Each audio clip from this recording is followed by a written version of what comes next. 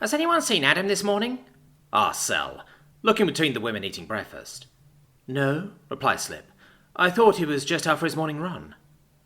We woke up an hour ago, Slip, replied Ferry softly. He was already gone by then. His runs are usually only 30 minutes or so at most. Classy? Asked Sel, turning in her seat to stare into the tall and live woman's eyes. You? Replied the woman with a thoughtful expression. I haven't seen him this morning. Have any of you tried calling him? The women gathered at the table all stared blankly at the woman, before Sel broke into a wide grin. Fucking hell, we're all idiots, aren't we? Speak for yourself, D-Elf, replied Slip, using the old derogatory Chauvanti word for a night crew. Ah, replied Sel with a saccharine grin. I don't remember you calling me that when I had my face between your... Guys, Ferry cut her off. Omnipad held to her ear. This might be serious. Adam's not picking up. Fuck, stated Slip. Let me try. In short order, they'd all dialed Adam on their Omnipads, each with an equally disappointing lack of response from the man. I'll run a trace, stated Classy, rapidly tapping away on her pad before sighing audibly. It has him pinpointed to within 10 meters of the bedroom. It's probably just sitting on the nightstand. Well, shit, replied Slip, rubbing her temples. What's next? I say we search the grounds, said Sel in a jovial tone. He can't have gotten far, and hide and find is my favourite game from when I was a kid. Doesn't that seem like a bit of an overreaction? Asked Ferry, leaning an elbow on the table. The women present all looked at her with the same "Are you serious?" expression on their faces. It's Adam, sighed Classy. Wherever he goes, trouble follows. Fuck, muttered Slip under her breath. I have a bad feeling about this. Something you want to share with the wives, Dreska? Asked Sel, using the nickname she'd been annoying Slip with for the past week or so. Loosely translated from Nightcrew, it meant Littlefoot, or Little One in practice. She told Slip exactly what it meant, and now used it to poke at her. She enjoyed the annoyed smile that always formed on her face when she called her that, among other things. Not the time, but yes, Slip admitted. Listen, I don't have time to go into detail, but Adam was looking into the Duchess having possible ties to male trafficking and the old Silver Suns gang. Ow, replied Sel, her mind rapidly jumping from wild conclusion to wild conclusion, before settling on the most likely option. Adam was probably out, either talking to locals or doing his absolute best to blend in and do reconnaissance on what he believed was a target. We searched the manor, stated Classy, making a chopping motion with her hand. 2 to bottom, 2 on 2, alternate floors. After we finish, search the grounds. Sel, Ferry, you get the 1st and 3rd floors. Slip and I will take 2 and 4. Meet me back here when you've finished. On it, Princess, exclaimed Sel, smacking a fist to her chest in a half-hearted salute, and only a glare from Classy. She spun awkwardly, and slapped Ferry on the shoulder as she walked by. Ferry got up from her seat at the table, grabbing the half-eaten papaya from her plate, as she followed Sel to the receiving room in the front of the manor. In all actuality, it was just a massive 2-story, opulently decorated entryway. 2 doors sat on either side, flanked by a massive staircase leading to the 2nd floor. Let's take the right side first, move through the party chambers, through the guest quarters and the kitchens, and finish up with the guard rooms. After that, same rotating movement through the servants' quarters on the 3rd floor, Sel stated, earning a surprised glance from Ferry. Okay, Ferry replied, nodding. What? It's just, you're not normally so serious, Ferry said with a soft chuckle, walking in the direction of the door. I can be serious. Really, I can. Especially serious when it comes to our man, Sel replied, feigning shock. And we're back to normal, replied Ferry jovially. The pair searched in companionable silence for a time, but when they reached the 3rd floor, Sel was decidedly ill at ease. I'm beginning to agree with Slip. Something feels very wrong about this. Tell me about it. Every room we search just has my spine tingling more and more. What do we do if he's not on the grounds? No idea, Ferry replied with an audible sigh, as she closed the door to yet another empty room. It's Adam, though. If there ever were a man personally blessed by Hel and Drepna, it'd be him. Wherever he is, I'm sure he's alive. I hope you're right.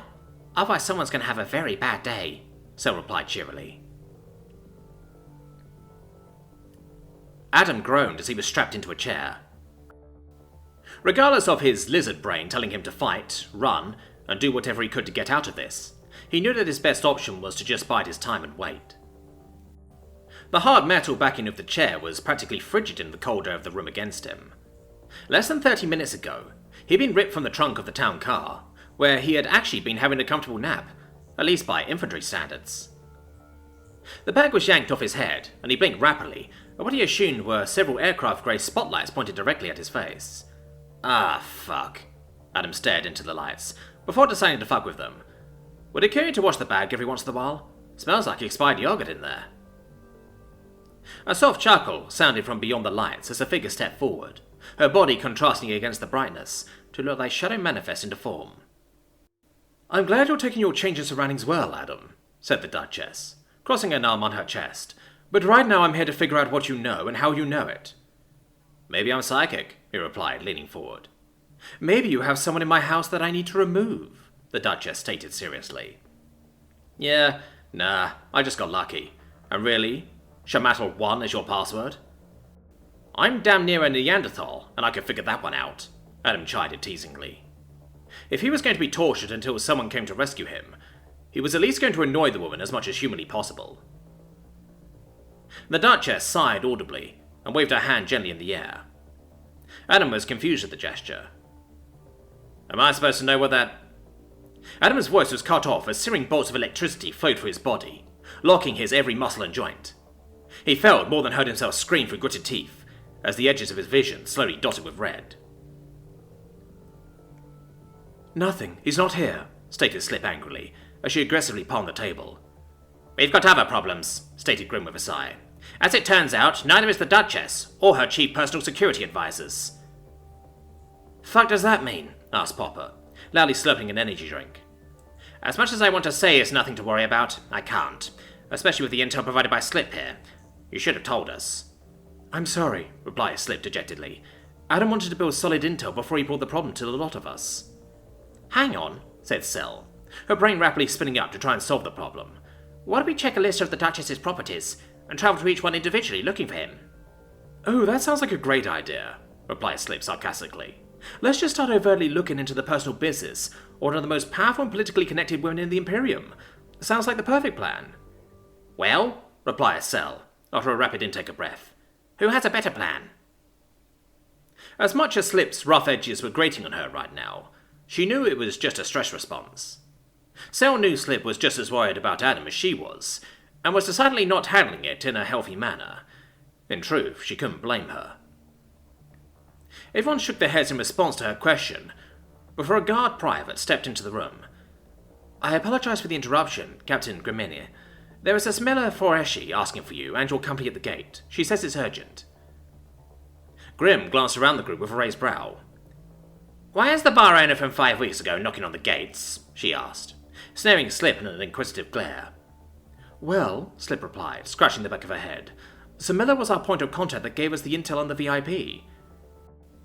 "Oh, just brilliant!" exclaimed Grim, rubbing her temples before placing her hand on her forehead and facing the guard. "Bring her in, alone." "Yes, ma'am," the guard responded with a crisp salute and turned away, leaving the tense atmosphere in the room with lightning speed. 5 minutes later, the woman Sel recognized as Smilla was led into the room by several guards, her broad shoulders and long legs making her seem to dwarf even the ducal guards. "Leave us," ordered Grim, before the guard snapped a salute and filed out. The bar owner looked at Slip intently for several seconds, seeming to not know what to say. "They know," Slip stated to our unasked question. "Oh, thank fuck," said Smilla with an exhale. "This would have been hard to dance around." "Why are you here?" asked Grim, staring a hole for the woman's forehead. "Long version or short version?" the woman asked, straightening out. "Short. Give me the Scrawls Notes version." "Scrawls Notes is that 4.5 weeks ago, I had my girls look into the Duchess, and they had found some ties to the Silver Suns, albeit loose ones. When I told Adam about our findings, I gave him a tracking beacon that he could pop at any time." "So," Grim raised an eyebrow, "you've been tracking my unit these past weeks?" "No, not that kind of tracker," she shook her head. "I gave him a standard issue interior CI tracking bracelet. It needs to be activated in order to work, and I showed him how to pop it in case of emergencies. It came online as of 2:17 last night." "Meaning?" asked Grim. "Meaning," Smilla replied, her shoulders hunching. "Me and my girls loaded up and followed it out to the Kalkari wilderness about 3 hours south of here. Initial reconnaissance was conducted," she continued, placing an omnipad with photos pulled up on the table. Judging from usual patrols, staff, and estimates on numbers needed for shifts, we've got a dug-in, fortified position with at least 300 enemy combatants, but more reasonable estimates put it at 450. Sel shuffled around and next to Grim, almost resting her cheek on her upper arm to look at the pad. Grim was rapidly swiping from aerial photos of a massive walled-in compound with multiple large buildings, trucks, what appeared to be an exo hangar, with another exo being repaired in the courtyard. "Shit," replied Grim. "Spawn of a stiffy-loving fucking shit." "My girls are ready to hit the compound with all we have, but that's still just 18 disgruntled ex-ARIs," Samilla stated softly. "We need a fucking hammer. Something big to get him out." "Aye," said Grim, under her breath. "I don't have an answer. This is way outside of what I'm capable of pulling without activating some serious red flags." Sel was no longer focused on the images, instead looking at Classy as she sighed. "Samilla," she stated abruptly, her jaw set, "by Imperial order, you will hold this secret until your dying day. I am Princess Indara Tazu, 5th in line for the throne." "Your White Adam was in the Noble District," replied Samilla, seeming to put the pieces together. "I was," she replied, a predatory grin spreading out upon her face. "And I know someone who might be willing to help."